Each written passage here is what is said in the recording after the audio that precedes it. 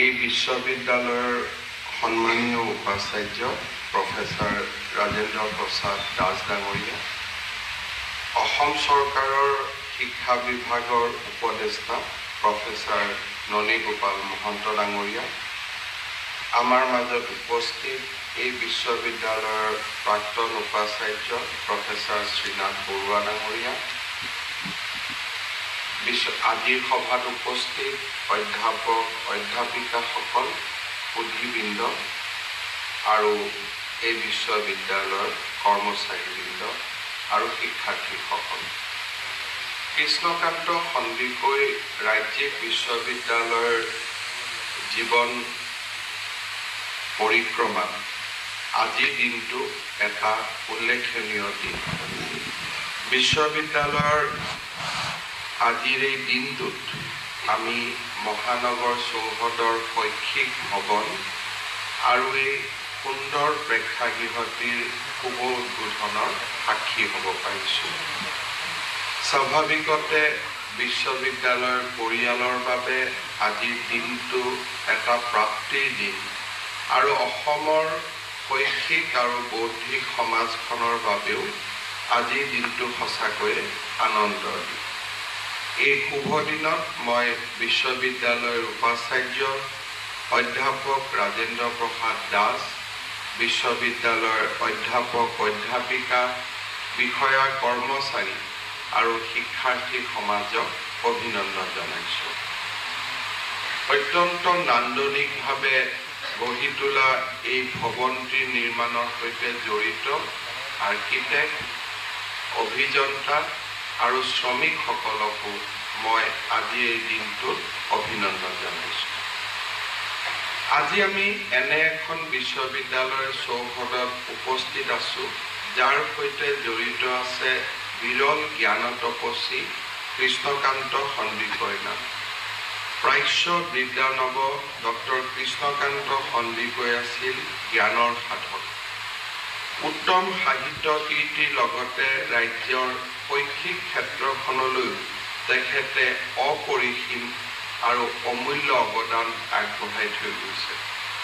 গুৱাহাটী বিশ্ববিদ্যালয়ৰ প্ৰথমগৰাকী উপাচাৰ্য হিচাপে ৰাজ্যৰ উচ্চ শিক্ষাত তেখেতে এক নৱজাগৰণৰ সূচনা কৰিছিল। আজীৱন অক্লান্তভাৱে জ্ঞানৰ সাধনাত ব্ৰতী হৈ ৰোৱা এইগৰাকী মহান শিক্ষাবিদ পণ্ডিতৰ প্ৰতিও মই আজিৰ শুভ দিনটোত কৃতজ্ঞ অসমবাসী ৰাইজৰ হৈ শ্ৰদ্ধা নিবেদন কৰিছোঁ। পণ্ডিত কৃষ্ণকান্ত সন্দিকৈয়ে কৈছিল, শিক্ষা আৰু জ্ঞানৰ মাজত এটা পাৰ্থক্য আছে। বিদ্যালয় আৰু মহাবিদ্যালয়ৰ শিক্ষাৰ উদ্দেশ্য হৈছে ইয়াৰ ছাত্ৰ জীৱনক উপযুক্ত ৰূপে গঢ়ি তোলা। জ্ঞানৰ সন্ধান হৈছে পবিত্ৰ ব্ৰত, যি জীৱনৰে এটা বিশেষ ৰূপ। আৱহমান কালৰ পৰা আমাৰ শিক্ষা ব্যৱস্থাক জ্ঞান আহৰণক প্ৰধান লক্ষ্য হিচাপে লোৱা হৈছে। সমগ্ৰ বিশ্বই ভাৰতবৰ্ষক অতীজৰে পৰা জ্ঞান আৰু প্ৰজ্ঞা সাধনাৰ বাবে শ্ৰদ্ধা আৰু সমীহ কৰিছিল। বেদৰ সৃষ্টিৰ আৰম্ভণিৰ পৰা প্ৰজ্ঞানং ব্ৰহ্ম এই ধৰণৰ মহাকাব্যৰে ভাৰত সভ্যতা আৰু সংস্কৃতিৰ পীঠভূমি ৰূপে গঢ় লৈ উঠিছিল। ইয়াৰ মূলতে আছিল জ্ঞানৰ অন্বেষণ আৰু প্ৰজ্ঞাৰ সাধনাৰ মহান যাত্ৰা। ভাৰতীয় সমাজ যোৱা ৫,০০০ বছৰ ধৰি সভ্য আৰু সংস্কৃতিবান সমাজ ৰূপে খ্যাত। ইয়াৰ মূল কাৰণ হৈছে আমাৰ সমাজখন গঢ়ি উঠাৰ প্ৰাৰম্ভণিতে আৰম্ভ হৈছিল জ্ঞান আৰু প্ৰজ্ঞাৰ সাধনা। অতীজতে বিভিন্ন সভ্যতাৰ সৃষ্টি হৈছিল। ৰোমান সভ্যতাৰ সৃষ্টি হৈছিল, গ্ৰীক সভ্যতাৰ সৃষ্টি হৈছিল, কিন্তু কালক্ৰমত কালৰ সোঁতত সেই সভ্যতাসমূহ হেৰাই গৈছিল। কিন্তু ভাৰতৰ সনাতন সভ্যতা আৰু সংস্কৃতি আজিও নিৰবিচ্ছিন্নভাৱে প্ৰবাহমান হৈ আছে। কাৰণ আমাৰ সভ্যতাৰ পীঠভূমি আছিল জ্ঞান আৰু প্ৰজ্ঞা। আমাৰ যাত্ৰা আছিল জ্ঞান আৰু প্ৰজ্ঞাৰ অন্বেষণ। যি জাতিৰ সমস্ত চালিকা শক্তি জ্ঞান আৰু প্ৰজ্ঞা হয়, সেই জাতি অনন্তকাললৈ গৌৰৱেৰে সৈতে জীয়াই থাকে। প্ৰাচীন ভাৰতত বিশ্বমানৰ 6খনকৈ বিশ্ববিদ্যালয়ে জ্ঞান আৰু প্ৰজ্ঞাৰ পোহৰ বিলোৱাত অৰিহণা যোগাইছিল। তক্ষশিলা, শ্ৰীধন্য কটক, নালন্দা, উদান্তপুৰী, দেৱবিহাৰ, বিক্ৰমশিলা আৰু উজ্জয়িনীৰ দৰে বিশ্ববিদ্যালয়সমূহে কেইবা শতিকা জুৰি সমগ্ৰ বিশ্বত জ্ঞানৰ পোহৰ বিলাইছিল। উচ্চ শিক্ষাৰ এই প্ৰতিষ্ঠানসমূহত অধ্যয়নৰ বাবে বিশ্বৰ বিভিন্ন স্থানৰ পৰা শিক্ষাৰ্থীৰ আগমন ঘটিছিল। প্ৰাচীন ভাৰতত 64টি কলা বিকশিত হৈছিল। জ্যোতিৰ্বিজ্ঞান, গণিত, যোগ, পদাৰ্থ বিজ্ঞান, ৰসায়ন বিজ্ঞান, আয়ুৰ্বেদ, জ্যোতিষশাস্ত্ৰ, ভেষজবিদ্যা, শৈল চিকিৎসা আদিকে ধৰি বিভিন্ন ক্ষেত্ৰত প্ৰাচীন ভাৰতীয় বিজ্ঞানীসকলে অসাধাৰণ অৰিহণা যোগাইছিল। সাম্প্ৰতিক সময়ৰ বিজ্ঞান সম্পৰ্কীয় বিভিন্ন জ্ঞান প্ৰকৃতাৰ্থত প্ৰাচীন ভাৰতত উদ্ভাৱিত হৈছিল।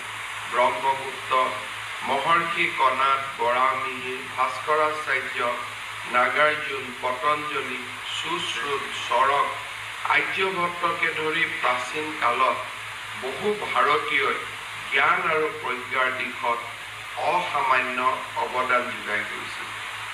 জ্ঞান আৰু প্ৰজ্ঞাৰ জৰিয়তে বিশ্বক পোহৰ বিলোৱা ভাৰতীয় পৰম্পৰা সাম্প্ৰতিক কালতো অব্যাহত আছে।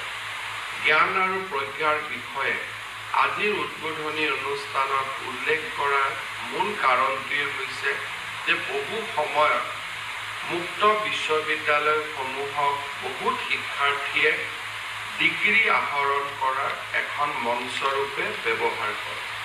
আমি বুজি পোৱা উচিত যে ডিগ্ৰী আহৰণে আমাক শিক্ষিত কৰিব, কিন্তু আমাক জ্ঞান আৰু প্ৰজ্ঞাৰ পূজাৰী কৰি গঢ়ি তুলিব।